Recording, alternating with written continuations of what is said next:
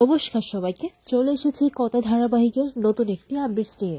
আজকের গল্পের শুরুতেই আপনারা দেখতে পাবেন অগ্নিব গুহ কথার জন্য নিজের হাতে সে বাঙালি সাবেকি রান্না করছে, কথাকে ভাত কাপড় দেবে বলে। আর এইগুলোই লাইভ করছে অ্যানি আর প্রি। এগুলো দেখে কর্তা দাদু বলে এদের সব কিছুতেই বাড়াবাড়ি। তখন কর্তা দিদা বলে আহা, ওদেরকে একটু আনন্দ করতে দিন না। তখন রান্নাঘর থেকে এমি সবাইকে ডেকে বলে কায়দা কানুন সবাইকে গোল করে দাঁড় করা।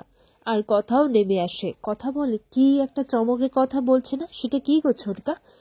তখনই কথা অগ্নিকে দেখতে পায় যে বউ ভাত কাপড়ের থালা নিয়ে আসছে। আর সেটা দেখে কথা অবাক হয়ে যায়।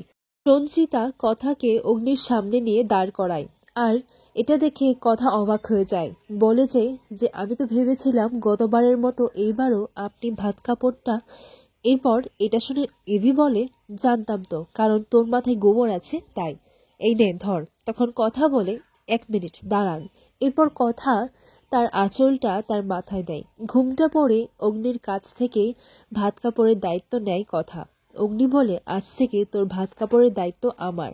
কথা বলে পাচক মশাই, আপনি সত্যি আমার জন্য নিজে করেছেন এই সব কিছু?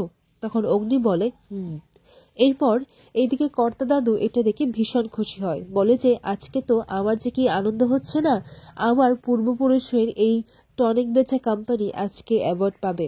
আর অন্যদিকে হচ্ছে কথা মায়ের বউ ভাত, আজকে তো খুব আনন্দ। কথা সবাইকে বলে যে আমার একটা কথা আছে, আমরা সবাই মিলে কর্তা দাদুর সাথে যাব। আর এখানে তো মেজো মাও নেই, আমি চাই মেজো মাও যেন এখানে আসুক। আমরা সবাই মিলে অনুষ্ঠানে একসঙ্গে থাকি। কর্তা দাদু, আমি কথা দিচ্ছি এই বউ ভাত আর সবকিছু একেবারে ভালোভাবেই হবে। এরপর কথা চিত্রার সঙ্গে কথা বলতে যায়। আর এইদিকে চিত্রা এটাই ভাবতে লাগে যে আমার ছেলে মেয়েদের আমার কাছ থেকে দূরে সরিয়ে রেখেছো, আর আমি তো আমার ভুলটা মেনে নিয়েছি। চিত্রা দরজার বাইরে কাউকে দেখতে পাই, বলে যে কে? তখন কথা বলে মেজমা, আমি কথা। এরপর কথা এসে মেজমাকে বলে যে আজকে তো আমার ভাত কাপড়, তাই তুমি চলো, বউ ভাতের অনুষ্ঠানে তুমি থাকবে না?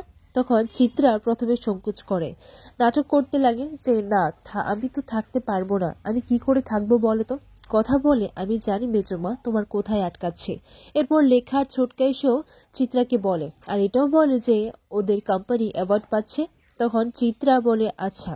সব শুনে চিত্রা মনে মনে বলতে লাগে এখন আমার ইমেজটা সবার সামনে অন্যরকম, এখন ওদের সঙ্গেই আমাকে মিলেমিশে থাকতে হবে। তার জন্য চিত্রা চলে যায়।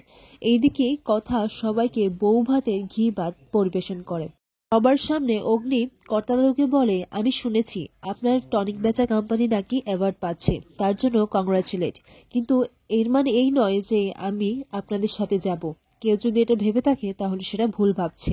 এটা শুনে কর্তা দাদুর ভীষণ কষ্ট হয়। কর্তা দাদু বলে ও, তার মানে তুমি মন থেকে মেনে নিচ্ছ না? ভেবেছিলাম তুমি বদলে গেছো, কিন্তু তুমি সেই ওই পাচকই রয়েছো, সবসময় পাচকগিরি করে বেড়াও। তখন এবি বলে আমি পাচকগিরি করি বলেই আমার হাতের রান্না সবাই এত ভালো পায়। এরই মধ্যে তাদের দুজনের মধ্যে আবারও তর্ক বিতর্ক শুরু হয়ে যায়। বলে যে এদের এই তর্ক বিতর্ক আর কোনোদিনও কমবে না। কথা বলে এখন সবাই খাচ্ছে, এখন না হয় বিতর্কটা থাক। কর্তা দাদুর মনে কষ্ট হয়, বলে যে আমার চাওয়াটা কি খুব বেশি হয়ে গেছে? আগামী পর্বে দেখা যায় যে কথা অগ্নিকে রাজি করাতে চায়, আর যখনই সেই জায়গাটার নাম শুনতে পাই অমনি অগ্নি দুম করে রাজি হয়ে যায়। অগ্নি বলে যা যা গিয়ে বলে দে আমি যাব সবার সঙ্গে।